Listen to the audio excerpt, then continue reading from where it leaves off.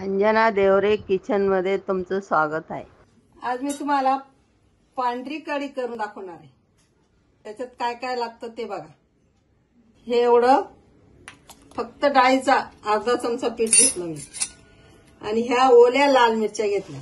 लसूण कुटायचं नाही, तुकडे करायचे आणि त्याच्यासाठी एकदम चिमूटभर साखर घेतली आणि याच्यामध्ये हे बघा मेथीचे दाणे घेतले, जिरं घेतलं, हिंग घेतला, उडदाची डाळ घेतली। हे फोडणीला टाकायचं। याच्यात मात्र हळद आणि मोहरी टाकायची नाही पांढऱ्या कढीला। आणि एवढा कढीपत्ता आहे आणि एवढी कोथिंबीर आहे आणि थंड झाल्यावर मीठ टाकणार। आता ही दही घेते मी। ही पता आहे आपल्याला पाव किलोचीच दही करायची, हे दहीचीच करायची आपल्याला। हे बघा कढी ही ना दहीचीच करायची, छान लागते खायला आणि थोडी घट्ट करायची, टेस्ट लागते खायला। दही जास्त घ्यायची। आता 3 माणसं आहेत, 3 माणसांसाठी कढी करायची आपल्याला। भरपूर झाली बघा।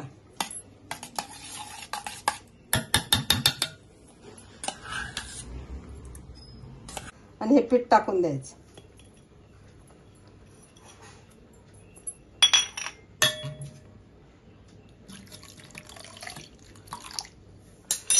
टाकायची कढी करायचीच नाही, टेस्ट नाही लागत।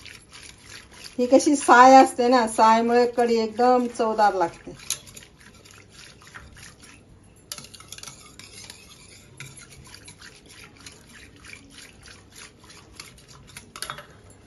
आता गॅस पेटवते, पण टाकताना मोहरी हळद अजिबात टाकायची नाही।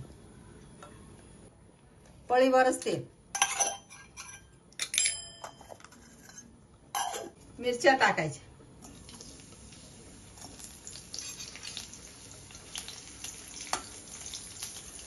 जास्त तडतडू द्यायच्या नाही।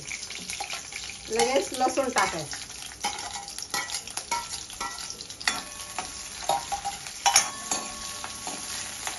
लसूण टाकला का हे सगळं उडीद डाळ, मेथी, जिरं, हिंग टाकून द्यायचं।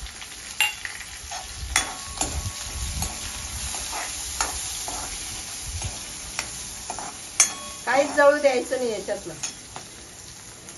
आणि हा कढीपत्ता असा टाकून द्यायचा। दारातला कढीपत्ता आहे बघा, ताजा ताजा।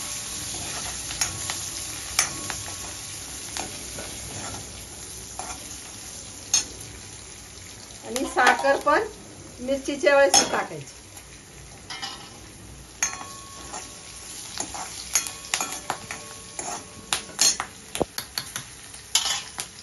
आणि कढी ओतून द्यायची।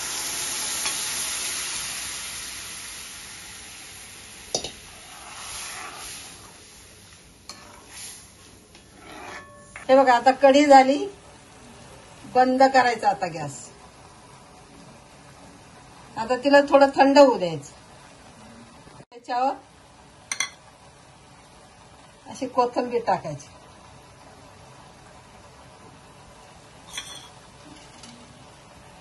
जशी जशी थंडी होईल ना तशी तशी ती घट्ट होते।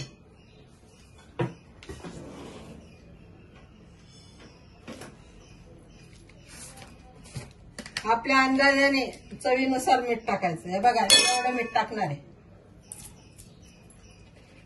हे बघा मी आज ना पांढरी कढी करून दाखवली, सफेद बिलकुल। त्याच्यात मी काय काय टाकलं ते पण दाखवलं।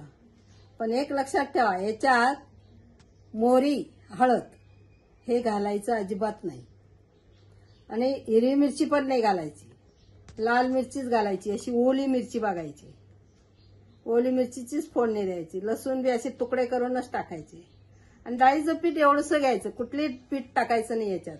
ही भाताबरोबर खायला, पोळीबरोबर खायला, अशी नुसती कढी प्यायला इतकी सुंदर लागते, तोंडाला चव येते।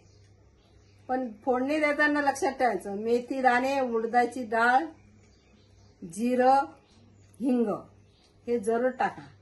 कढीपत्ता, कोथिंबीर आणि मिरची, लसूण ठेचू नका, बारीक करू नका, असाच टाका। खायला एकदम टेस्ट लागते. आणि एकदा करून बघा तुम्ही. डाळीचं पीठ पण बघितलं ना, मी एवढंच घेतलं, जास्त घ्यायचं नाही डाळीचं पीठ पण.